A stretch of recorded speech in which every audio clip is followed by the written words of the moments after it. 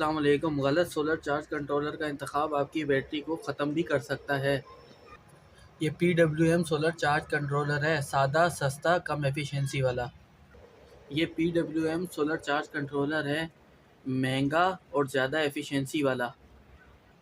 پی W M solar charge controller solar panel سے آنے والے اضافی وولٹیج کو ضائع کر دیتا ہے، جبکہ M P P T solar charge controller اضافی وولٹیج کو ایمپیئر میں کنورٹ کر کے آپ کے لیے قابل استعمال بنا دیتا ہے، یعنی 30 سے 40% اس کی ایفیشنسی زیادہ ہوتی ہے۔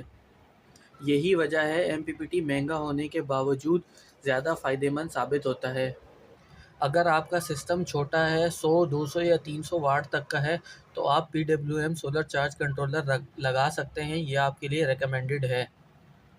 لیکن اگر آپ کا سسٹم 300 واٹ سے بڑا ہے تو آپ کے لیے M P P T solar charge controller recommended ہے، کیونکہ یہ ہائی ایفیشنسی کے ساتھ آتا ہے اور زیادہ پاور پروڈیوس کرتا ہے۔ اس کے نقصانات کم سے کم ہوتے ہیں۔